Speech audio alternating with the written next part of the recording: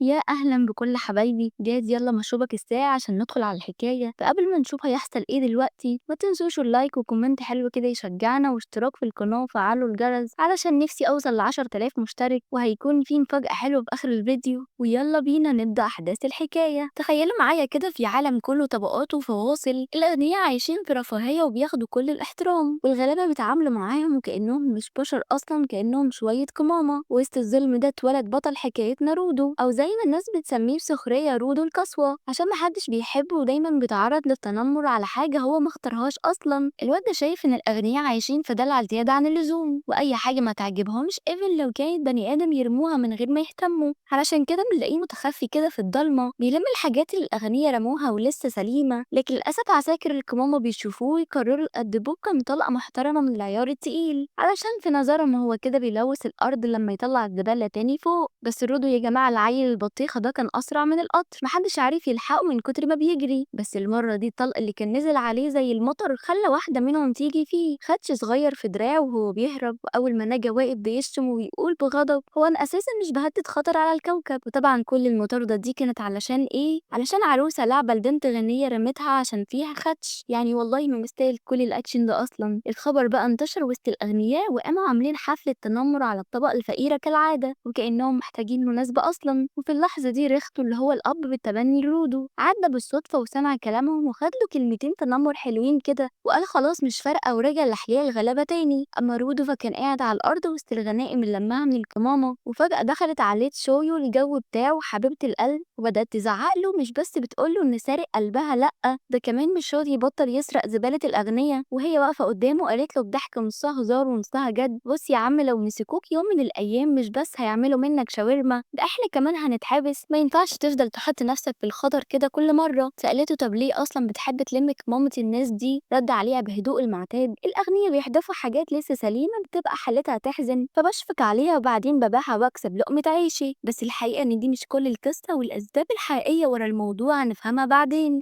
المهم فجأة يدخل علينا شوية عيال متنمرين، قائدة مولد ملامحه عاملة زي الطاسة المقلوبة، ويمسكوا رودو ويفضلوا يرموا عليه كلام سخيف: دي ريحتك واصلة لآخر الشارع، ومع ذلك لسه كل شوية تلم زبالة، والقفازات المعفنة اللي في ايدك دي ما بتفرقكش. وبعدها يبصوا على جوي ويحذروها: اوعي تلمسيه لحسن تصحي تلاقي جلدك طلع عليه بقع من ايده. وبكل وقاحة وقعوا الحاجات اللي رودو كان بيصلحها علشان يبيعها، وقالوا له مين اصلا هيشتري القرف ده، ولا حد مهتم بيه. بدأ يرموا عليه كلام: ده حتى انت ابن القاتل المجنون، والمنطقة دي كلها معمولة أصلا لحبس المجرمين، بس للأسف المجرمين خلفوا وبقينا محاصرين بيهم. والموضوع بالنسبة لهم أسهل حاجة إنهم يعلقوا شماعة سمعة الحي الفقير ده على رقبته، علشان شايفينه بيبوظ صورتهم اللي بيحاولوا يلمعوها. وفوق ده كله ما بينسوش يفكروه بجريمة القتل اللي ارتكبها أبوه، وهو واقف يسمع كل الهري اللي بيرموه عليه وساكت، لحد ما فجأة رفع وشه وبصلهم بنظرة تخلي الدم يتجمد في عروق أي حد، نظرة فيها رهبة كأنها بتقول قربوا وجربوا. بس حتى النظرة دي ما رجعتهمش، وكملوا يهزروا على شكله بالذات عينيه، ويقولوا ده عيون مجرم، وهو أكيد هيطلع زي أبوه يوم من الأيام هنسمع إنه قتل حد، وهو ولا كلمة سابهم يخلصوا ويبعدوا. وفجأة تشويو تدخل عليه وتقول: الكلام اللي قالوه ده تافه، وانت مالكش أي شبه بأبوك، بالعكس انت طيب أوي يا رودو، مستحيل تأذي نملة. يا قلبي شوفوا المارشميلو دي عليها طاقة على اللعبة اللي هو أخدها من الزبالة وصلحها، وتقول بعجاب: يا دي تحفة أوي، ازاي عملت كده؟ وهو بقى مسكين مكسوف يقول لها إن كان جايبها لها مخصوص عشان يديها لها، مش علشان يبيعها زي ما هي فاكرة. لكن للأسف اللحظة الحلوة دي ما كملتش، أمها فجأة نادت عليها بصوت كله عصبية: تعالي هنا حالا. جويو راحت لها على طول، وأمها بصت لها بحدة وقالت: مش قلتلك ما اشوفكيش مع الولد ده تاني؟ رودو مقالش حاجة، بس أخد نفسه ورجع مكانه. ولما رجع لقى ريخته أبوه بالتبني بيتريق عليه وعلى اللعبة اللي كان ناوي يديها لتشويو. ساعتها وشه احمر من الإحراج، وكان نفسه الأرض تتفتح وتبلعه من كسوفه. ريخته ساعتها بصله وقال له: يا ابني مشاعرك دي لازم تكون أوضح من كده شوية، خلي البنت تحس بيك. وبعد الضحك والهزار دخل في الجد وقال له: أنا عايزة أكلمك على اللي عملته امبارح في المدينة. بص يا رودو، احنا مش محتاجينك تروح ترمي روحك في الخطر بالشكل ده، أنا مسؤولة عنك وهعمل كل الشغل ده بنفسي، أنت مش مطلوب منك أي حاجة. لكن رودو بدماغه الفراغ الفراولة دي قال له أنا بحاول أرد لك الجميل يا ريختو، أنت لقيتني وأنا طفل تايه وربتني أقل حاجة أعملها إني أكون جنبك في أي حاجة. ريختو وقتها لاحظ جرح في دراعه وقام واخده علشان ينضف له على الجرح وهو بالمرة يربط له كمان القدم اللي في إيده، لكن لما شاف إيد رودو لونها أسود بطريقة غريبة واضح إن الإصابة مش بسيطة خالص وكمان شكلها مألوف لدرجة إن قال له دي أكيد بسبب أبوه، وقعد يشرح له الجرائم الكبيرة عقبتها الإعدام بالرمي في حفرة الزبالة وده كان نصير أبوك زمان. وطبعا رودو متأثر جدا بالموضوع، شكل إيده ده كان عقدة حياته وهو صغير لأن الناس كانت بتبصله باشمئزاز لحد ما ريختو جامله القفازات اللي بيلبسها دايما، وعشان كده هو حاسس إنه المدين في حياته كلها ريختو. الليل بقى كان هادي قاعدين يهزروا كأن الدنيا ما فيهاش مشاكل خالص، لكن ما يعرفوش إن في حد غريب واقف بره لابس قناع ومغطي وشه وبيتصنت على كلامهم. المهم رودو بعدها طلعوا معاه اللعبة، بيقول في نفسه أكيد شوي ولسه في البيت يمكن أقدر أدالها دلوقتي، وعقله سرح في الحفرة دي اللي بيرموا فيها كل الزبالة ومعاها أي بني آدم يرتكب جريمة خطيرة. ورودو كان واقف على مكان عالي عينه بعيدة لكن قلبه في الحفرة اللي تحته والأسئلة مش سايباه، يا ترى الناس اللي بيرموهم هنا بيجرالهم إيه؟ فجأة يلاقي تشوي طالعة جنبه كده من ولا حتة وتقوله بهدوء واضح إنهم بيرموا حد تاني النهاردة. هو يتخض ويبصلها كأنه بيقول انت بتطلعي منين يا بنتي، وهي كمان كانت مستغربة وجوده فوق وعينيها طاقة على اللعبة اللي بيخبيها ورا ظهره. تقوم تقوله بنبرة قلق بص أنا مش عايزاك في يوم من الأيام تترمي هنا، حتى لو لقيت حاجة من الزبالة تنفع تتصلح، لو مسكوك هيرموك فيها من غير ما يفكروا. هو يقول ريختو قال لي نفس الكلام بالظبط. هي تحاول تدارك خوفها تقوله طبيعي هو بيحبك، وبعدين فجأة تستوعب هي قالت ايه وشها يتحول لون الطماطم وهو واقف قدامها مستمر مش فاهم يعمل ايه. وبالطبع في اللحظة اللي قلبه يقوله يتكلم يروح مستخبي، فتعلق هي وبتضحك وهو يزداد كسوف، وساعتها يعترف لها انا شفتك وفكرت يمكن اللعبة دي تعجبك علشان كده اخدتها عشان اديها لك، وبصوت الهادي وعينه اللي في الارض يكمل يمكن ما تعجبكيش، اصل انا لقيتها في الزبالة بس حسيت انك هتكوني مبسوطة اكتر لو كانت معاكي. هي تمسك اللعبة وعينيها تلمع وهي تقول دي تحفة انا بحبها. شويو تمسك اللعبة بايديها وكأنها لقت كنز وتقوله بابتسامة كبيرة دي هتفضل معايا طول حياتي انا مبسوطة بيها جدا. الجملة دي نزلت على قلب رودو زي الصعقة، مش عشان وحشة علشان كسفت قلبه اكتر، فمن غير ما ياخد باله لقي نفسه بيجري كأنه بيهرب من الدنيا كلها. وفجأة بوم بتخبط في وشه بحراس من طبقة الأغنياء واقفين في الحي الفقير وهو مش فاهم ايه اللي جابهم هنا اصلا. ما يفكرش كتير ويجري على ريختو عشان يحكي له، لكن اول ما يدخل البيت قلبه يقع في رجله. الراجل المقنع اللي ملامحه متغطية واقف قدام ريختو وبلمح البصر يغرز السيف في صدره. المشهد كان أبشع من الكوابيس ودم ريختو ينزل قدام عينيه. رودو ما قدرش يتمالك نفسه وجري على المقنع يحاول يضربه، لكن المقنع رماه ناحية الحيطة وجسمه اتخبط وابتدى ينزل. صوت ريختو وقتها كان متقطع وهو بيقول اهرب وغير العالم ده، لكن قبل حتى ما يلحق يفكر في الكلام الحراس دخلوا البيت يمسكوا فيه ويتهموه انه قتل ريختو، وهو مذهول بيصرخ انا ما عملتش حاجة، لكن مين يسمع. الضرب نزل عليه لحد ما وعيه يروح، والاخبار يا سلام على الاخبار، في اقل من ساعة الدنيا كلها بتقول ان رودو قتل ابوه بالتبني. وتشوي وسط الزحمة سمع الكلام وشها بيقلب حزن وصدمة، وفي الاخر يحكموا عليه بالاعدام قدام الكل والمكان الموعود الحفرة. المشهد كله صريخ ودوشة ورودو بيحاول يزعق اسمعوني في حد قتل ريختو انا مش القاتل، لكن ولا حد فيهم حتى فكر يسمع كلمة. وعينه فجأة تقع على تشوي وسط الزحمة يوصلها برجاء ويقول لازم تصدقيني لازم تلاقي اللي عمل كده، لكن صدمته كانت اكبر لما لقاها هي نفسها بتقول بصوت مهزوز كنت فاكرة اني اعرفك بس طلعت زي ابوك بالظبط، وترمي اللعبة اللي كان جايبها لها على الارض وتمشي. الناس حواليه بيهتفوا بكل كره ارموه ارموه في الحفرة، وهو واقف شايف انهم الزبالة الحقيقية مش اللي تحت رجليه. وفي اخر لحظة لمح الرجل المقنع واقف بين الناس بيتفرج على مشهد اعدامه وكأنه بيتسلى، والنار ولعت في قلبه، لكن قبل ما يعمل حاجة كانوا الحراس خلاص دفعوه. الهوا بيضرب في وشه وهو بينزل، المسافة لا بتخلص ولا بتنتهي، وكل ما ينزل اكتر الغضب يزيد جواه ويحلف انه هينتقم من كل واحد فيهم لحد ما الوقت والمسافة بقى ملهمش معنى، وعقله بدأ يضيع. لما فتح عينيه يلاقي نفسه في مكان تاني خالص، زبالة حواليه من كل اتجاه وكأنه في عالم موازي. بس المفاجأة الأكبر وحش ضخم جسمه مهول بياكل الزبالة، والشكل لا يوصف، مزيج بين الكابوس وأفلام الرعب. رودو جري بكل ما فيه من قوة، لكن الوحش صرخ صرخة هزت المكان وكأنها إشارة استدعاء. فجأة الأرض تهتز وتطلع من تحتها وحوش شبهه، أجسامهم أضخم وأخطر وعيونهم كلها شر، وفي ثواني حصروا رودو من كل اتجاه. الوحوش حواليه عمالة تتقدم ناحيته بخطوات تقيلة وهو واقف مش فاهم دول جايين منين ولا إيه أصلهم. شكلهم غريب كأنهم تلال زبالة اتجمعت وبقت على هيئة وحوش عملاقة.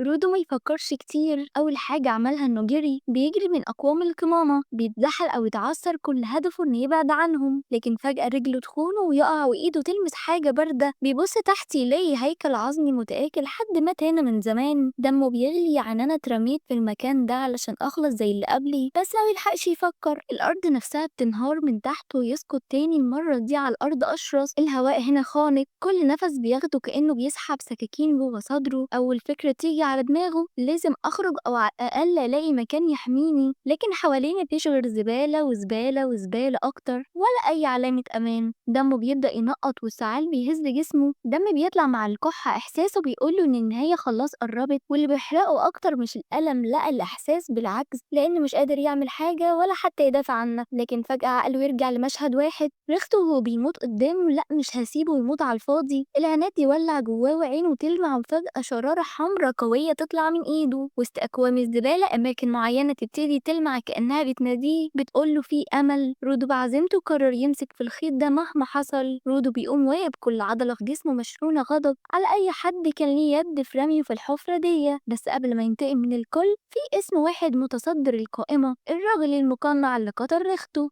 ودلوقتي مفيش وقت للبكاء ولا الاستسلام، هو قرر يقاتل، يمسك أول حاجة حد قدامه ويحوي بيها على الوحش اللي واقف قصاده، يبعده شوية ويثبت لنفسه إنه لسه عايش عشان ياخد حقه هو وريخته. بس الغريب وسط الزبالة والمعركة في عين تانية بتراقبه، حد واقف بعيد واخد باله من رودو اللي نزل الحفرة. ورودو ولا هو هنا، هو غرقان في المعركة بيصد الضربات وبتلقى الضربات أكتر، ومع كل سقطة بيقوم تاني عينه على الوحش، قلبه مولع عزيمة. وكل ما يقاوم أكتر الشرارة الحمرا ترجع تشتعل في إيده، وعينه تبرق بلون دموي، ويمسك سيخ حديد تقيل ويضرب الوحش بيه، وشق الوحش نصين. لكن فجأة الوحش بينفجر وبيختفي، ملحقش يفرح، وحش أكبر وأضخم منه بكتير يهجم عليه فجأة. ورودو يسيب كل حاجة ويجري، بس الوحش يلحقه ويضربه ويطيره وسط كومة زبالة، التراب والدخان مغرقينه. وبينما هو بيحاول يستوعب اللي حصل، يفتح عينه ويلاقي واحد غريب واقف فوق دماغه شايل شمسية. انت مين؟ رودو بيسأله وهو بيكح دم، بس الراجل ما يردش، يحوي عليه ضربة تقلبه على وشه. رودو بقى يقوم يتخانق معاه رغم انه نزيف، لكن الراجل الغريب يقوم يفاجئه، يركب له قناع تنفس على وشه. اول ما الراجل حط القناع على وش رودو، حس فجأة انه قادر يتنفس طبيعي من غير ما صدره يتقطع مع كل نفس. وطبعا دماغه ولعت أسئلة، هو انت من اهل المكان ده؟ ايه الوحوش اللي بتجري ورايا دي؟ لكن الراجل بيرد عليه ببرود، اقفل بقك واسكت. رودو واقف مستغرب، ايه يعني اسكت؟ احنا عايزين نفهم. بيفضل يزن عليه، هو ايه العالم ده؟ احنا في الحفرة ولا تحت الارض ولا ايه الوضع؟ واخيرا الراجل قرر يرد، قال له انت ايه بغبغان؟ بس بصوت هادي لدرجة ان رودو مش سامع حاجة من كتر ما هو بيتكلم بنبرة واطية، لحد ما فجأة الراجل يضرب صرخة في وشه، احنا فوق الارض مش تحتها، ويمسكه من هدومه ويهزه. انا بقالي ساعة بقولك اسكت وانت ماشي تصوت زي المجنون، دلوقتي الوحوش سمعتنا. ويشرح له اللي كانوا بيهجموا عليك دول اسمهم وحوش زبالة، ودي مستحيل تموت بالأسلحة العادية، والأسوأ إنها بتنجذب لأي صوت عالي، علشان كده أنا كنت بكلمك بهدوء، لكن أنت بزنك فضحتنا. والراجل وهو بيتكلم مسك الشمسية بتاعته، وفجأة الشمسية بدأت تطلع منها طاقة صفرا غريبة، وفجأة يوجه الشمسية ناحية الوحش، وتخيل كأنها مفرمة لحمة بتاكله حتة حتة لحد ما خلصت عليه تماما. رودو لاحظ حاجة غريبة، الوحوش دي أول ما تتقطع كده ما بتقدرش ترجع تتجمع تاني. بس المصيبة إن اللي قدامهم دول مش النهاية، في جيش كامل من نفس النوع مستني وراهم. الراجل صاحب الشمسية بدأ يهاجمهم واحد واحد، وكل ضربة منه بتخلص على الوحوش في ثانية. ورودو واقف مذهول بيقول في نفسه، لو كانت عندي القوة دي كان زماني خلصت على كل اللي أذوني ورموني هنا. بس يا ترى القوة دي بتشتغل في الحفرة بس ولا في أي مكان؟ الراجل بقى شغال يفتك بالوحوش لحد ما وصل الوحش الضخم اللي بيرمي كور لزجة غريبة، أول ما بتصطدم بحاجة بتتناثر في كل حتة وبتنفجر كأنها قنبلة، بس هو يصدها ويرجع يهجم عليهم تاني ويفجروا بالكامل. بعد ما المعركة خلصت الراجل رجع لرودو وقال له، ايه لسه فيك الروح ولا خلاص؟ رود أول حاجة تيجي على لسان، هو انت مين يا عم؟ الراجل يخلع القناع بتاعه بهدوء ويقول، اسمي انجن ومجرد عامل نظافة على قد حالي هنا. المشهد كان بطولي وكل حاجة، بس أول ما انجن شم ريحة الزبالة ندم فورا إن شال القناع، وبدأ يزعق في رودو، يا ابن الذين انت اللي خلتني اخلع القناع. رودو كان اصلا على وشك الاغماء من كتر النزيف والتعب، وعقله رجع له ذكرى قديمه، افتكر يوم ما رجع البيت متبهدل وريخته قاعد قدامه مستغرب وبيقول له، ايه اللي حصل لك يا واد؟ فحكى له رودو العيال زقوني على الأرض واتنمروا عليا وضربوني. ريختو كان دايما يعلمه ما تمدش إيدك حتى لو ضربوك، افهم يا رودو أي حاجة في الدنيا بتحس حتى لو كانت جماد، ولو حد اهتم بيها ورعاها كويس ممكن تسكنها روح في الآخر. وقال له إنها مجرد أسطورة قديمة لكن الهدف منها إن كل واحد يحافظ على حاجته ويهتم بيها، ومع ذلك رودو كان مصدقها تماما. فسأله رودو بحماس يعني الكرسي ده والترابيزة دي والبتاعة دي عندهم روح؟ ريختو ضحك وقال له يمكن وليه لأ. فقال رودو طب والقفازات بتاعتي؟ رودو رد وهو بيضحك أكيد لو اهتميت بيهم كويس هيبقى عندهم روح هما كمان. والكلام ده بقى خلى تفكير رودو اتغير من ساعتها. فجأة المشهد بيرجع بينا للحاضر،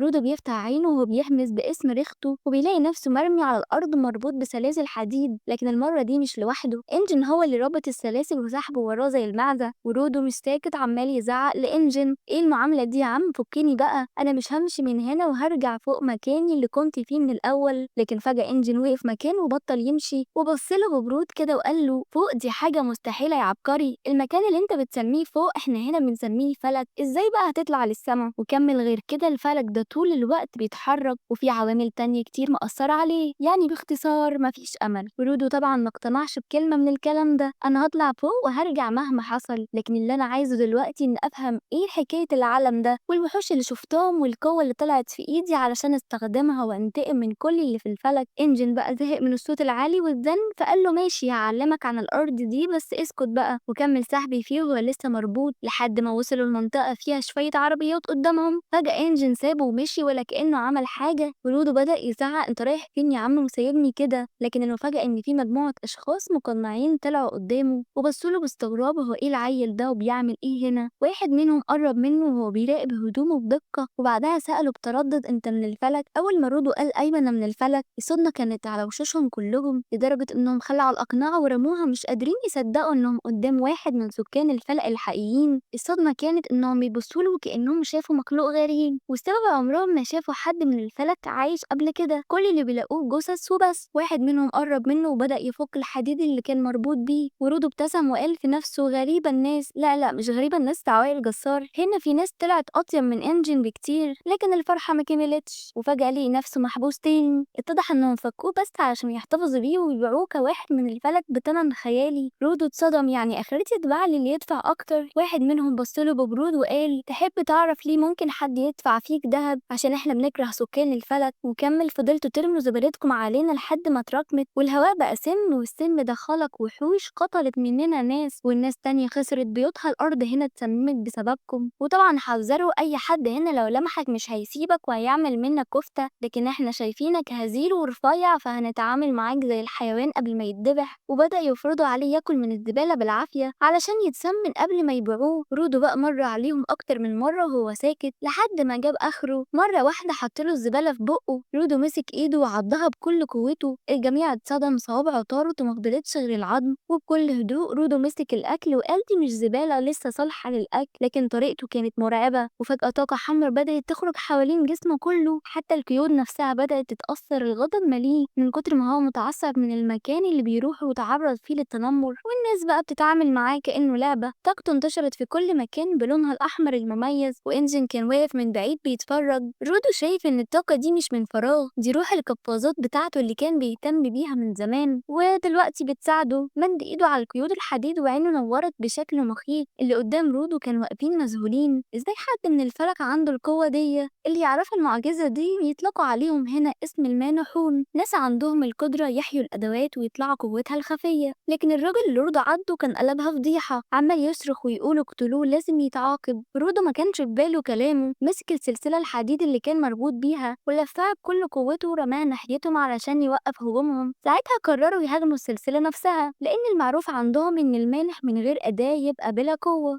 لكن هنا كانت الصدمة، كل ما رودو يمسك أي حاجة قوته تنتقل ليها فورا. مسك أداة من على الأرض لزقها في وش واحد فيهم، الراجل اتلخبط لدرجة إنه نسي اسمه. الخوف بدأ ينتشر بينهم، خصوصا الراجل اللي صوابعه طارت لما شاف رودو جاي عليه، قعد يشتم ويصرخ زي المجنون. رودو كان جاي ونيته واضحة أخلص عليه، عينه كانت كلها غضب وملامح وحش مفترس. لكن فجأة إنجن ظهر من العدم، مسك دراع رودو بإحكام وقال له كفاية كده يا عم الوحش. الكلمة دي رجعته لوعيه، كل الأدوات اللي كانت معلقة في الهواء وقعت على الأرض مرة واحدة، وواحدة منهم نزلت على دماغ الرجل المنكوب وكأن الحظ بيكمل عليه. رودو وقف يلهث، دماغه كلها رجع على كلام ريحته زمان عن الروح اللي ممكن تسكن القفاز، بس دلوقتي فهم حاجة أكبر. القوة دي بتسحب من جسمه طاقة رهيبة بتنهكه لدرجة إنه يحس إن روحه نفسها بتتآكل. إنجن واقف قدام رود وقال له أنا كنت بس عايز أتأكد إن قوتك حقيقية. دلوقتي خلاص هقولك كل حاجة عن العالم ده وعن قوتك، بس بشرط تنضمي لينا، إحنا محتاجين واحد زيك. رود اتفاجئ، دي أول مرة حد في حياته وديله قيمة، لكن قلبه قلق فحاول يتهرب وقال ما بلاش أحسن. إنجن مستناش رد أصلا، طلع جهاز الاتصال على طول وقال لقيت معجزة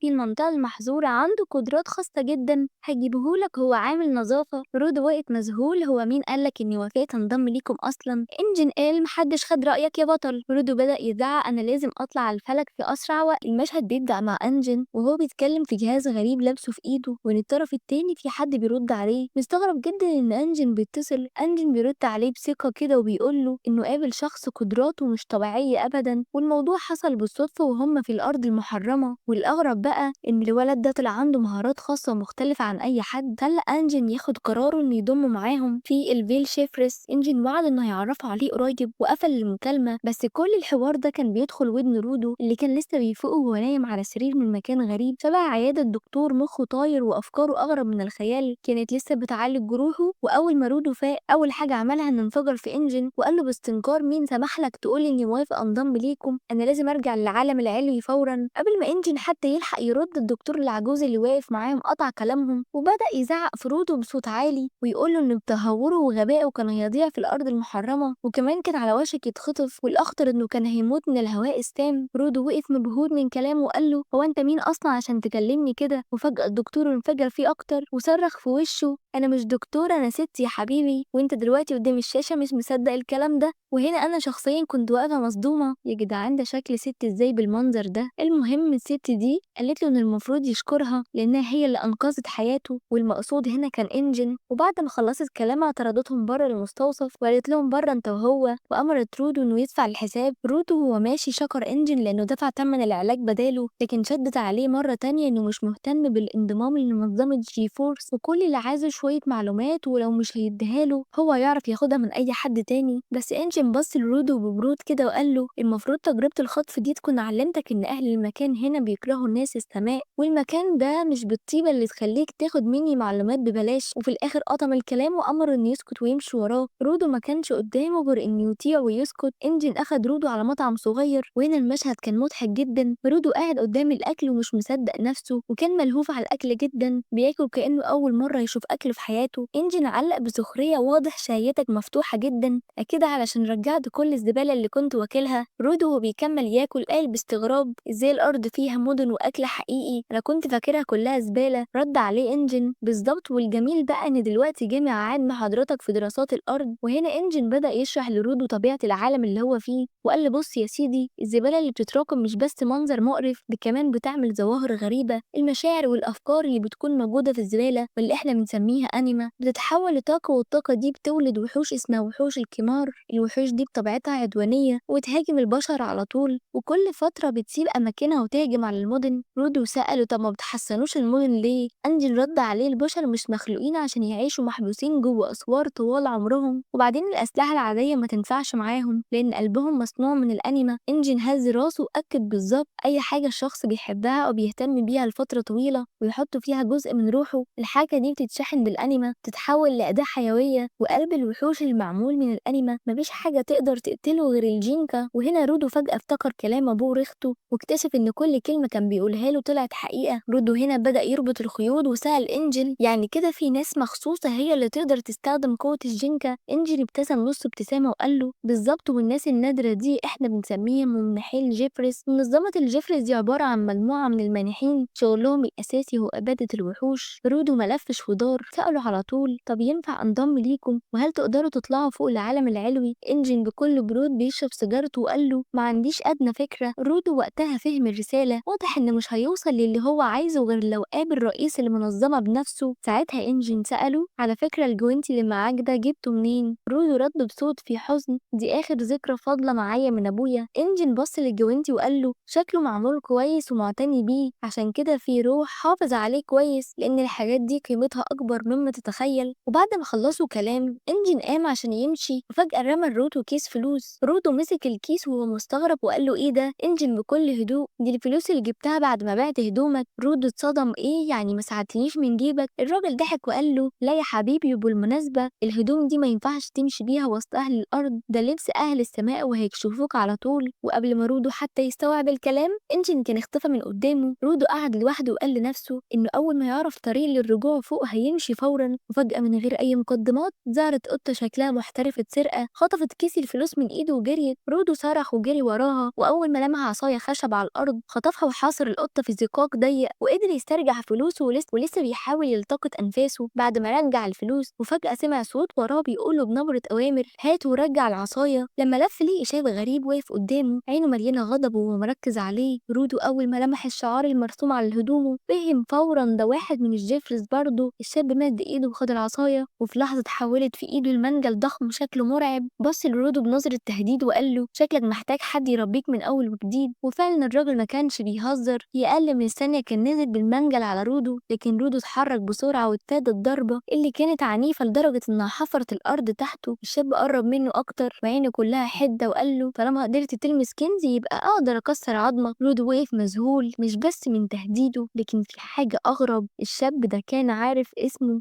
رودو اتنرفز وقال له ازاي عرفت اسمي اصلا؟ الشاب كان واقف فوقه وبصله بنظرة كلها احتقار وقلب برود. رودو صاحب الموهبة الاستثنائية، انجن حكالي عنك شوية. هنا رودو فهم خلاص اللي قدامه ده واحد من الجيفرس. الشاب ابتسم بسخرية وقال انا زانكا نيجيكو من فرقة اوكتا للموظفين. وبكل استهزاء كمل كلامه عمري ما كنت اتخيل ان اول مهمة ليا النهاردة هتكون اني اعلمك ابسط قواعد الادب. وبعدين سأله وهو متضايق محدش علمك ان اللي يمد ايده على حاجة مش بتاعته نهايته بتكون سودة؟ رودو حاول يدافع عن نفسه بسرعة، انا ما كنتش بسرقك، انا كنت بجري ورا القطة سرقت فلوسي، ولما شفت العصاية خدتها عشان اوقفها. لكن زانكا ما ادلوش فرصة يكمل وقطعه وهو بيقول انجن بنفسه هو اللي سلمني مهمة اني اعلمك اصول الشغلانة. زانكا بس لرودو باشمئزاز وقال له روح قول لابوك وامك انهم معرفوش يربوك صح. الكلمة دي نزلت على رودو زي السكينة والغضب ولع فيه فورا، خصوصا ان حس ان زانكا بيهين ذكر ابوه وريخته وهو اصلا ما يعرفش عنه اي حاجة. رودو كان على وشك ينفجر فيه، لكن فجأة افتكر نصيحة ابوه لما قال له لو عايز الناس تسمعك لازم تقابلهم في نص الطريق وتهدى وتحاول تحس بيهم. والاول مرة قرر يسمع الكلام، اخد نفس عميق وبص في الارض وبدأ يفكر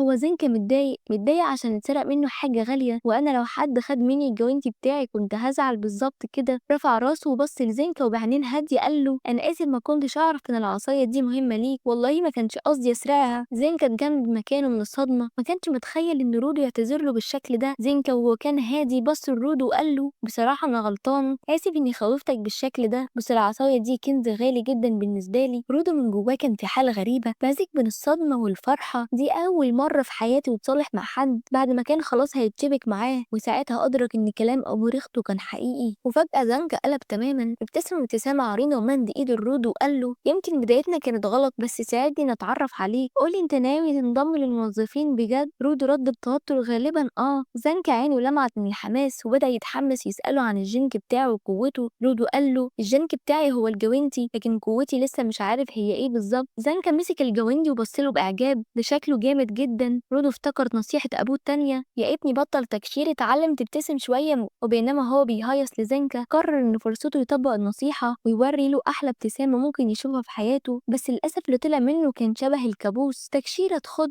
عاملة زي واحد بيصرخ. زنكا وشه قلب احمر من الغضب وزعق فيه انت بتعمل ايه كده، بتستفزني ولا ايه؟ رودو واقف متجمد مش فاهم حاجة، انا عملت ايه بس؟ زنكا بقى قلب فجأة رجع يتعصب على رودو كأنه داسله على طرف وبيقول له ايه التعبيرات العبيطة دي، انت فاكر نفسك بتتريق عليا ولا ايه؟ وكمل شتايم على ان رودو واخد الموضوع مصلحة عشان هدف تافه، مع انهم بيغامروا بحياتهم كل يوم في وحوش القمامة. رودو اول ما سمع كلمة هدف تافه اتحول الدم ولع فيه، لأنه افتكر ريخته وهو ميت قدامه وازاي حد يوصف ده بالتفاهة. الاتنين سخنوا على بعض والخناقة اشتعلت بجد لدرجة ان رودو قرر يوريه قوته. زنك أول ما شاف قدرته انه يقدر يحول أي حاجة يلمسها لأداة حيوية اتصدم وفهم ساعتها ليه أنجن بيقول عليه موهبة فطرية. بس ما تفكرش زنك قليل، ده هجم عليه من فوق دماغه فجأة، ولو رودو ما كانش رجع في آخر لحظة كانت اتقسم نصين. رودو حاول يرد عليه بضربة من بعيد باللي في ايده، والصدمة انها كانت أداة تنظيف حمام. زنك هنا وشه قلب ألوان من القرف وبدأ يتهز ويتشتت لحد ما رودو وزع عليه شوية ضربات خفيفة كده على الماشي. زنك قرر ينسحب قبل ما معدته تتقلب أكتر وبدأ يبعد، بس رودو ما سابهوش، جري وراه والمشهد بقى زي توم وجيري بالظبط. وفجأة زنكا يتكعبل في قطة وياخد غطس إجباري مش أحسن حاجة، وصوته العالي وهو بيصرخ كان مسمع في نص البلد. ما عدتش نص ساعة وغير وإنجن ظهر جاي يطمن على الاتنين بعد المعركة الكوميدية دي. إنجن بقى واقف بيبص على الاتنين ويقول لرودو ها عملتوا سلام وبقيتوا أصحاب ولا لسه؟ لكن أول ما عينه وقعت على زنكا ومغمى عليه على الأرض وقع هو كمان من الضحك كأن بيضحك لدرجة إنه مش قادر يقف. وزنكا من الكسوف كان مخبي وشه. أما رودو فكان في حالة صدمة، هو مش فاهم هو عمل إيه أصلا يخليه يغمى عليه بالشكل ده. إنجن وهو يحاول يمسك نفسه من الضحك قال لرودو يا عم انت ملقتش غير زنكا تعمل فيه كده، ده الدلوع بتاعنا هنا. وفي وسط الكلام لقوا بنت داخلة اسمها ريو شكلها فضولية جدا. أول ما وقفت قدام رودو بدأت تمسك شعره وتقوله ده طبيعي ولا صبغة، وبدأت كده تلعب في شعره طول ما هما ماشيين في الطريق لمقر الموظفين. وأخيرا وصلوا المقر وأول واحدة خرجت من المشهد كانت ريو، قالت له أشوفك بعدين ومشيت. رودو حس وقتها إن كل واحد هنا بيدور على مصلحته وخلاص. إنجن بقى الراجل جدع عرفه على موظفة الاستقبال سامين وقال له إنها لازم تشوفه قبل ما يدخل. وفجأة لقاها رافعة شوكة في وشه وقربت تعوره بيها. هو طبعا اتخض لكن هي كانت بتتكلم عادي كأن مفيش حاجة وقالت أهلا أنجل حكالي عنك وعن كل حاجة بس كنت حابة أشوف إمكانياتك بعيني. وطلع إن أداتها الخاصة هي نضارتها وقدرتها البصرية بتتضاعف معاها لدرجة إنها تقدر تشوف جوه الإنسان وحقيقته. بدأت تبص على رودو لكن كل اللي شافته كان تشويش غريب جدا. الكل استغرب من رد فعلها وهي مصدومة، وبعد لحظات قالت قدراته البدنية عالية ومش محتاج يبدأ التدريب من الصفر. تامي بعد ما خلصت فحصه قالت التوافق بينه وبين الجينك بتاعه حلو قوي لكن المشكلة إنه لسه مش مستقر وده معناه إنه محتاج شوية تدريب لحد ما يعرف يتحكم في قوته طبيعي. وبعدين بصت له من فوق لتحت واتريقت بس قبل أي حاجة ما بتفكرش تاخد شاور ولا إيه؟ طبعا إنجن وراهم مقضيها ضحك كالعادة. خلصوا كلام وشكروها وإنجن خد رودو وابتدى يشرح له بص احنا هنا عندنا حوالي 100 عامل نظافة فيهم محاربين وحراس وداعمين، كل واحد ليه دوره ومكانه علشان كده نادر ما تلاقيهم متجمعين كلهم في المقر. لكن قال له تعالى اعرفك على شوية منهم برضو. أول ما دخلوا القاعة كل العين اتوجهت على رودو والنظارات كانت أقل ما يقال عنها إنها مش مريحة خالص. إنجن حس بالموقف وقال هو إيه الجو الكئيب ده؟ لا يا عم شكلكم مش رايقين نخليها مرة تانية. والفعل شد رودو وخرج بيه. بعدها خدوه على أوضة الزعيم ورودو اتحمس وقال لإنجن فين وأنا عايز أسأله أطلع فوق إزاي. إنجن وقف مكانه وبصله باستغراب يا ابني أنت دماغك تقيلة ولا إيه الحكاية؟ إنجن كمل كلامه وقال له بص يا سيدي المعلومات دي مش أي حد يعرفها، دي غالية قوي وما بتتاخدش بالساهل. مش تتوقع إني هقولك كل حاجة كده على طبق من ذهب. وصوته كان فيه نبرة استغناء تحسسك إنك مش فارق معاه أصلا. وبعدها ضافوا بالمرة ما تحاولش تسأل الزعيم عن الجينك بتاعه، محدش هنا يعرف هو إيه أصلا ولا قدرته عاملة إزاي، لكن رغم كده كلنا بنحترمه لأنه قوته الحقيقية في ولائنا ليه. رودو هنا قال خلاص ماشي واستسلم وجهز نفسه لمقابلة الزعيم. بس لما دخل المكتب لقي المكان فاضي وفجأة سيمو دخلت من وراهم وقالت لإنجن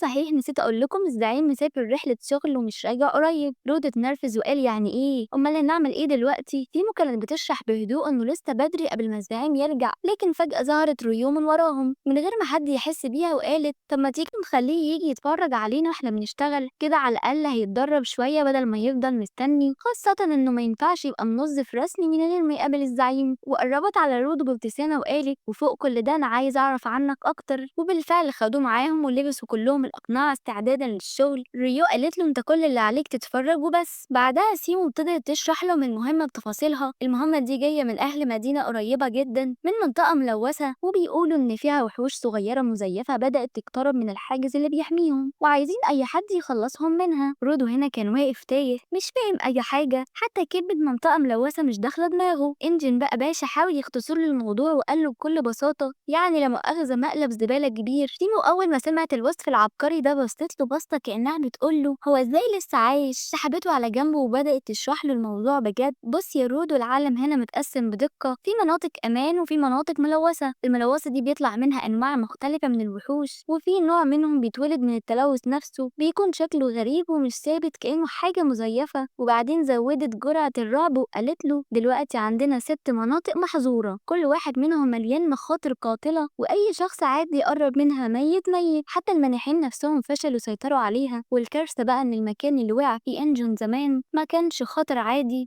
ده أكتر مكان قاتل اتسجل لحد دلوقتي. هي بتشرح كانت عينيها على إنجن وسألته باستغراب طب انت يا واد كنت بتعمل ايه جوه المكان ده اصلا؟ إنجن كالعاده قال لها هزار وقال لها وعامل نفسه بريء ولا حاجه كنت بتمشى كده وخلاص. طبعا الرد ما دخلش دماغها خالص، بس قررت تسيب الموضوع دلوقتي وتكمل كلامها مع رودو. بص يا بطل، أهم حاجة قبل لما تدخل المنطقة الملوثة تلبس القناع. الهوا هناك مليان مواد سامة، أول ما تتنفسها تبدأ تهاجم جهازك التنفسي، ولو دخلت من غير قناع 15 دقيقة بالكتير وتبقى في خبر كان. حاول يركز في اللي حواليه. بدأ يبص حوالين المكان، خردة وزبالة في كل حتة. قال لنفسه هو ده بقى المكان الملوث؟ طب ازاي الناس اللي فوق مش عارفين؟ ولا يمكن عارفين وساكتين؟ يعني ممكن يكون في ناس عايشة وسط القرف ده بجد. لكن فجأة لمعت في دماغه فكرة، استنى، ده مش تلوث وبس، ده كنز معلومات متغطي بالزبالة، اللي يعرف يستفيد منه ممكن يلاقي حاجات كبيرة. وأول ما شاف مجموعة واقفين بعيد سأل الفريق مين دول؟ ريو ردت بسرعة دول فئة الداعمين، منظفين زينا بس شغلهم مختلف شوية. رودو كان لسه بيبص حواليه، لقي واحد من الداعمين جاي عليه يسلم، بس السلام ما كانش سلام عادي، ده مسك ايديه وفركها جامد لدرجة ان رودو صرخ، والتاني واقف يضحك عليه وهو اللي حواليه. رودو شد نفسه وقال جوه دماغه مش مهم، انا جاي هنا اتعلم واثبت نفسي حتى لو لسه مبتدئ. وهو لسه بيستجمع افكاره سمعوا فجأة صوت حركة قدامهم، حد قال في وحوش مزيفة على بعض خطوات. رودو هنا وشه قلب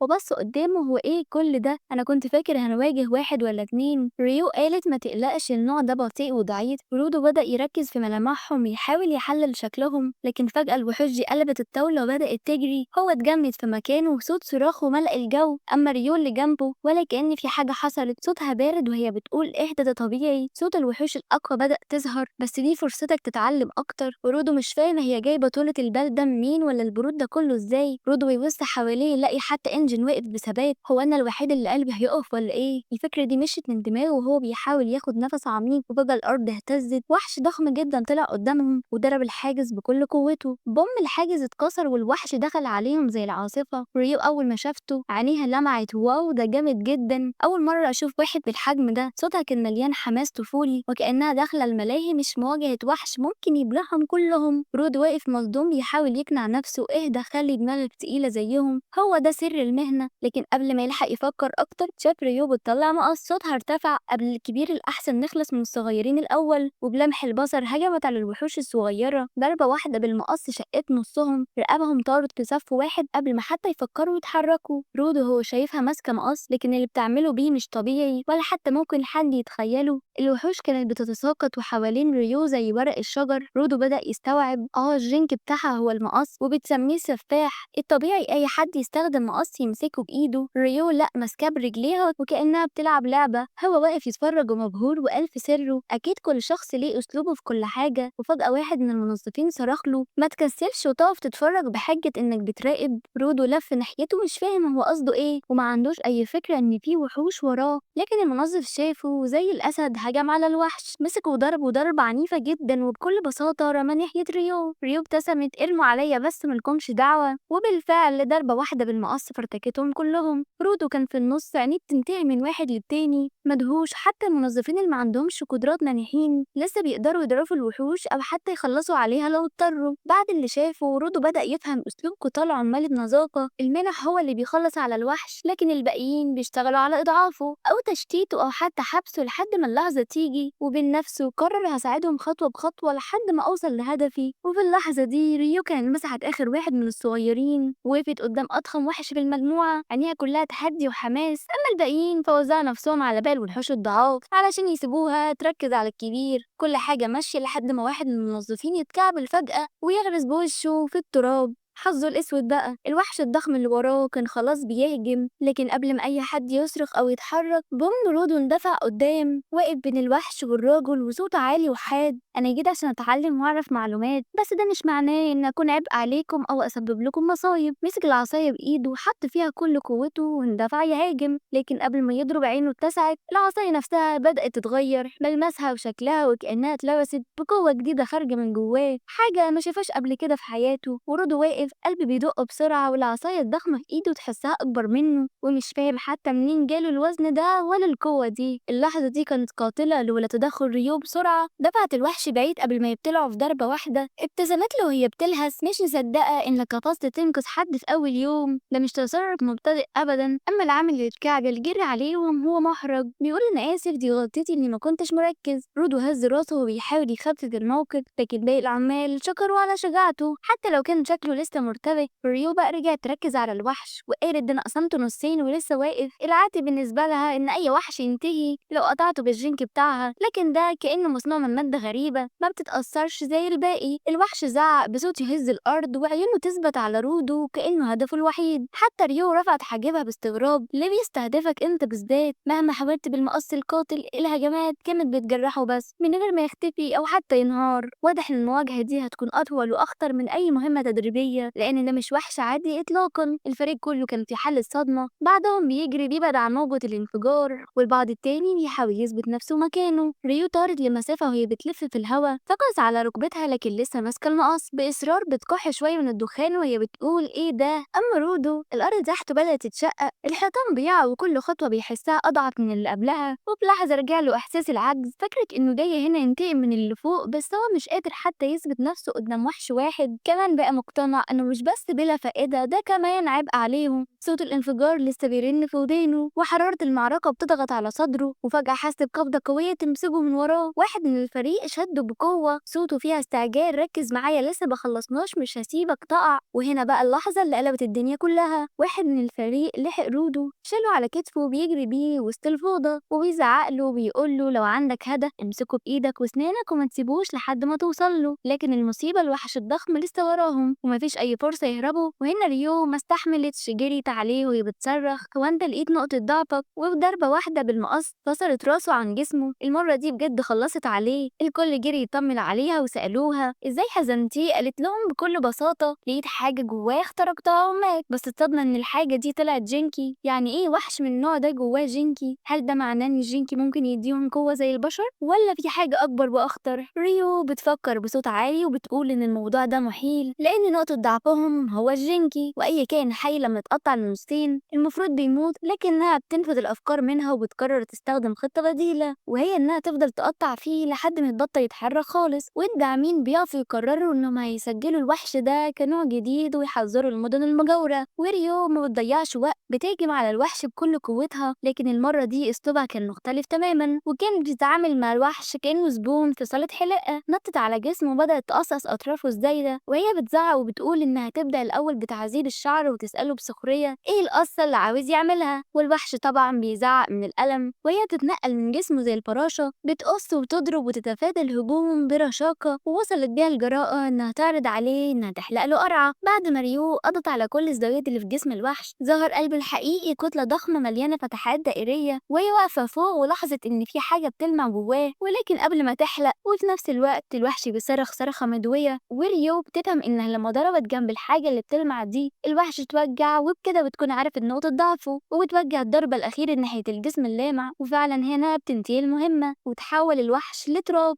ولكن عارفين ايه المذهل؟ ان حرفيا اللي كان جوه الوحش كان جينكي. يا جماعه هو ايه اللي بيحصل في العالم؟ دي الاسئله كتير جدا والاجابات مفيش. ولكن المشهد بيقطع على مكان تاني خالص، ضلمه ومليان زباله، وبنشوف زعيم تجار البشر اللي رودو كان معلم عليه بيفوق وبيلاقي نفسه متكتف. واخر حاجه فاكرها الواد بتاع السما وهو لسه بيحاول يفهم هو فين، بيلمح خيال شخص قاعد قدامه في الضلمه لابس غطاء على راسه ومخبي وشه. والخيال ده بيساله بهدوء وصوت مرعب هو فين وقت السماء ده. وفي اليوم التالي داخل مقر الموظفين، زاد صاحي من النوم على صوت دوشه وصخبه جايين من اخر الممر. قام وهو متضايق ولسه فايق نص بيقول لنفسه ايه الصوت العالي ده بدري كده. مشي ناحيه الصاله الرئيسيه وهناك لقي حفل قايمه على ودنه، كل الموظفين موجودين وبيحتفلوا ويشربوا ويهيصوا. زنكة بس لريو باستغراب وسالها هو ايه اللي بيحصل؟ ازاي عاملين حفله بالصخب ده والوقت لسه بدري؟ ريو وهي ماسكه قطعه بيتزا ردت عليه ولا بدري ولا حاجه، ده حفله ترحيب رودو في الارض. زنكة بس في اخر القاعه وشاف رودو ضيف الشرف قاعد في زاويه لوحده وحاطط راسه على الترابيزه وعقله في عالم تاني مليان كآبه. ريو لاحظت ان ضيف الشرف مش مبسوط وعلقت شكله متضايق علشان مش عارف يستخدم الجنك بتاعه. زنكة كان بيسألها عن الوحش الغريب اللي في فريقهم قبله قبل كده، ردت عليه وهي جادة وقالت الموضوع كان غريب فعلا. الوحش كان عنده قلب والقلب ده عبارة عن شيء، وفكرة ان وحش الكمامة يتولد من قوة بالشكل ده دي لعبة بينا حرفيا. لكن ختمت كلامها ببرود ولا مبالاة، وكالعادة ريو أنهت كلامها ببرود وقالت انها قررت تسيب الموضوع ده للكبار مش شغلتي، وانهم رجعوا علشان ياكلوا. واضافت ان انجن وساميو جايين كمان شوية بعد ما يخلصوا اجتماعهم. واول ما رودو سمع اسم قدام انجن رفع راسه فورا وعلامة الضيق واضحة على وشه. وسط الدوشة رودو لاحظ واحد قاعد قدامه على الترابيزة، كان غريس ريبيون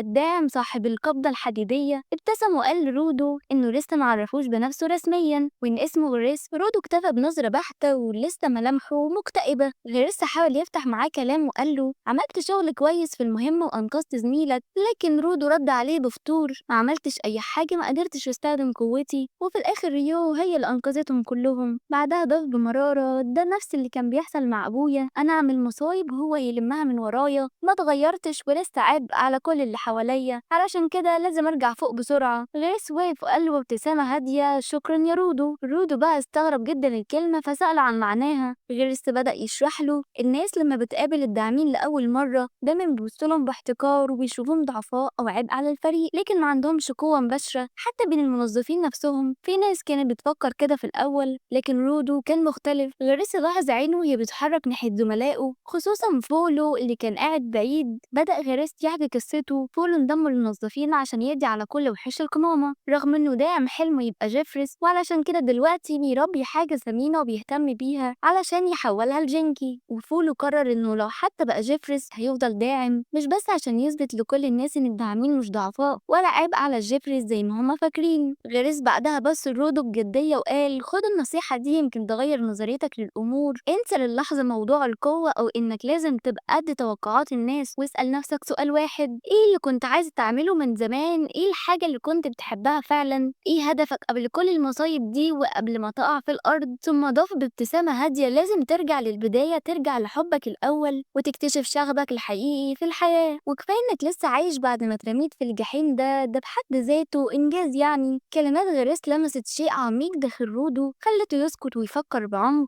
لكن فجأة صوته العالي قطع الجو الهادي. إنجن وصل وبطريقته المعتادة كسر كل لحظة جدية. إيه يا عم قاعد كده ليه وماكلتش حاجة؟ قبل ما رودو يرد ظهرت ريو وزانكا وغريس وسحبوهم مكانه بالعافية علشان ينضم ليهم على الأكل وكأنهم بيعملوا سباق مين هيخلص أكله بسرعة. لكن المشهد قطع فجأة في مكان تاني تماما بعيد عن الضوضاء. ظهر زعيم تجار البشر اللي كان انهزم قبل كده مربوط ومتعذب ومرمي على الأرض وهو بيصرخ ويتوسل للشخص اللي قدامه، سيبني انا اعترفت بكل حاجة خلاص. من بين الضلمة دي يخرج راجل بيرتدي غطاء اسود على راسه، ابتسامته شيطانية وقلب برود ماشي. مسح ايديه ببطء وعينه بتتذكر كلمات الزعيم عن رودو. ولد في المجال شعره ابيض اطرافه سودا وتحت عينيه هالات واضحة، ابتسم لنفسه هتكون هدية تذكارية رهيبة. والمشهد يرجع بينا لمقر الموظفين. تيمو كانت بتمر من الصالة متجهة لمكتبها، لكن فجأة رن تليفون الاستقبال. رفعت السماعة بهدوء ومن الطرف التاني جالها طلب لمهمة جديدة. بعد لحظات كنا في قاعة الاجتماعات. تيمو وقفت قدام فريق المهمة زانكا ورود وغريس واتنين داعمين. زانكا بقى أول ما شاف رودو رفع حاجبه مستغرب، هو ايه اللي جاب المتدرب ده هنا؟ ده لسه منضمش رسمي. لكن تيمو قطعته بهدوء وقالت طبيعة المهمة دي، وبعدها فتحت ملف على الطاولة وبدأت تشرح في تاجر كان بيعدي من منطقة ملوثة هجم عليه وحش كمامة وسرق منه بضاعته. المطلوب منكم بقى القبض على الوحش ده واستدعاء البضاعة بأي تمن. لكن المفاجأة جاءت من جملتها التانية، والبضاعة المسروقة دي هي إنسان حي. الكل كان مصدوم من كلام تيمو على إن وجود شخص من أهل السماء عايش بعد سقوطه في المجال شيء غير طبيعي بل مرعب في حد ذاته. تيمو كملت وهي بتبص ناحية رودو، أنا ضمتك للمهمة دي مخصوص، يمكن تكون فرصتك تلاقي أي دليل أو خيط يوصلك للطريق اللي يرجعك لعالمك. غريس بص لرودو، القرار في إيدك أنت اللي تحدد هتيجي معانا ولا تفضل في المقر. ورودو سكت لحظات، في عقله كان الصراع شغال، هو لسه ما يعرفش يتحكم بقوته وممكن يتحول لعبء على الفريق ويحتاجوا ينقذوه بدل ما يساعدهم. لكن من الجانب الآخر فكرة إنه ممكن يلاقي أمل أو طريقة ترجع بيه العالم كانت أقوى من أي خوف، وقال كده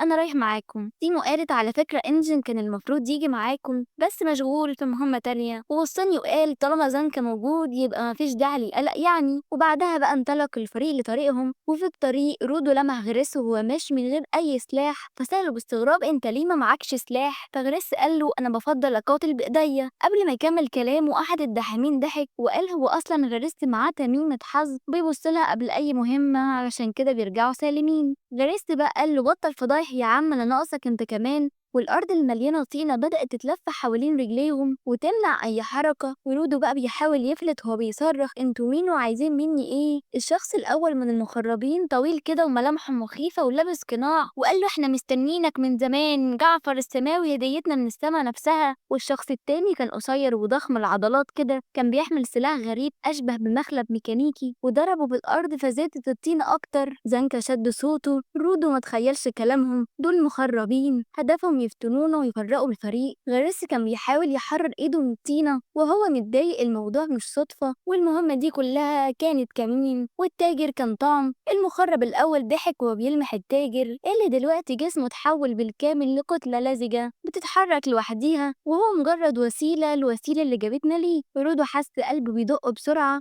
لكن جواه حاجة صغيرة من اللي قاله عليها غريس قبل كده. امسك في نفسك وارجع للبداية. المخرب التاني رفع البتاع اللي شبه بتاعة الميكانيكي ووجهها ناحيته، ورودو وشه مليان قلق بص لزانكا وسأله بسرعة مين الناس دي؟ شكلهم مش طبيعي خالص. زانكا رد وعينه على الخصوم، دول ببساطة قطاع الطرق. لكن غريس قال لا يا بطل، دول مش شوية حرامية كل واحد فيهم جيفرز زينا بالظبط، يعني معاهم جينكو وقوة وده يخليهم خطر مضاعف. وفي لحظة غريس مسك زمام القيادة، الداعمين التلاتة أمنوا الطريق والهروب فورا. زانكا ورودو بيقولوا لهم انتوا مين؟ لكن رودو رفع صوته، استنى شكلهم مش بالقوة اللي انت متصورها، انا اقدر اساعد. لكن غريس التفت له بعصبية وقال له انت مش فاهم، دول مش زي تجار البشر اللي واجهناهم قبل كده، دول مستوى تاني خالص، خطتنا دلوقتي نهرب بأي تمن. وفي الناحية التانية زانكا كان واقف قدام الاتنين المخربين بكل ثقة يسخر منهم، كنت متوقع انكم هتطلعوا طالما سمعتوا عن وجود رودو، واهو لو بعنا الفلوس اللي هتجيلنا تكفيكم تعيشوا ملوك بقية حياتكم. لكن الزعيم اللي كان شبه المهرج ده قال بقى ايه يا زانكا، احنا مش عايزين فلوس، احنا جايين عشان حاجة اهم بكتير،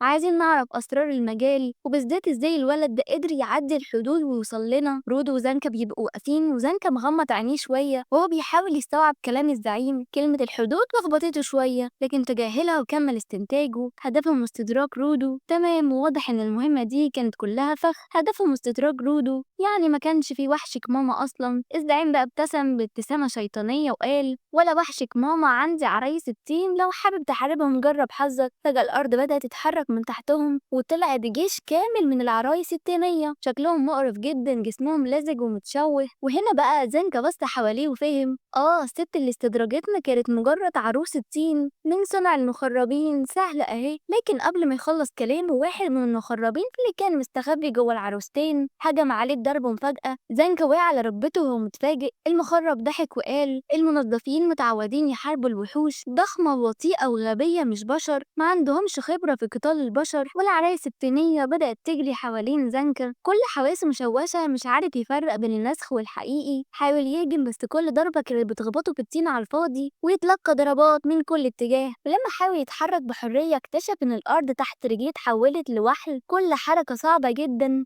المخربة التانية ضحكت وكشفت عن جنكها، جاروف كبير يحول الارض لوحل قبل ما تبدأ المعركة، وشمت فيه ببرود وقالت له استعد، الحركة دي مش هتعجبك. زانكا مسح الدم من على قناعه وقال خطتكم دي هتفشل، الحركة دي اللي هتشيل المقاتل الوحيد اللي يستاهل القلق في الفريق، ومجرد ما اقضي عليه رودو هيبقى لوحده وهيبقى بتاعي. المخربين اتفاجئوا وغضبوا وهو بيسخر مننا. زانكا بدأ يحلل كل تحركاتهم قدامه بثقة، المخربة دي بتستخدم الجاروف علشان تتحكم في الطين، والراجل ده جينكو شبه أحذية التلج علشان ما يغرسش في الوحل ويتحرك بكل حرية، علشان كده اخترته كشريك ليكم. المخربين بقى اتصدموا وزاد غضبهم لأن انكشف خطتهم. زانكا بقى أضاف بثقة ممكن ما عنديش خبرة قتال البشر، بس في حاجة فوق كل ده، على عكسكم يا صغار أنا أعرف كل شيء عن أداة الحيوية. وبدأ القتال وزانكا بدأ محاضرة فخمة عن العمالقة بين الجيبرس والجينكي. أنا عارف كل حاجة، كل وزن عصاية وملمسها وكل حركة بسألها كل يوم عن حالها وأعمل لها صيانة بنفسي، كل ضربة هتروح فين، كل لفة هتستقر ازاي، كل حاجة محسوبة. ضرب العصاية بتاعته في الأرض واهتزت انتشرت في كل الأرضية، بدأ يستعمل الاستفزازات عشان يحدد أماكن المخربين الحقيقيين وسط العرايس المزيفة. وبعد لحظات لقى أماكنهم وقال لقيتكم يا حلوين، وفي حركة خاطفة وسريعة أطلق ضربة مزدوجة قضت عليهم هما الاتنين فورا. زانكا نظر لجثثهم وقال نفسه كانوا خصوم عناديين بس لسه بيلتقط أنفاسه، ظهر من وراه نفس الشخص الغامض والمرعب اللي كان بيعذب التاجر، وقال بهدوء مرعب: انت بقيت في ملعبي الآن. وهنا بيقف الجزء ده من حكاية رودو. ولو انتم متشوقين تعرفوا اذا كان رودو هيقدر ينتقم لموت ابوه بالتبني ولا لأ، اكتبولي في الكومنتات واستنوني بقى الحلقة الجاية عشان نكمل باقي الأحداث. وانا حابة اعرفكم بنفسي، انا اسمي مريم ومن مصر وعندي 21 سنة ومهندسة، وانا لسه حاليا في الكلية ودعوات كلية بقى. وبس كده النهاردة، وما تنسوش بقى اللايك والشير واشتراك في القناة عشان نفسي بجد اوصل ل10,000 مشترك. ولو وصلتوا لحد هنا فانا بحبكوا قوي قوي، ويلا باي باي.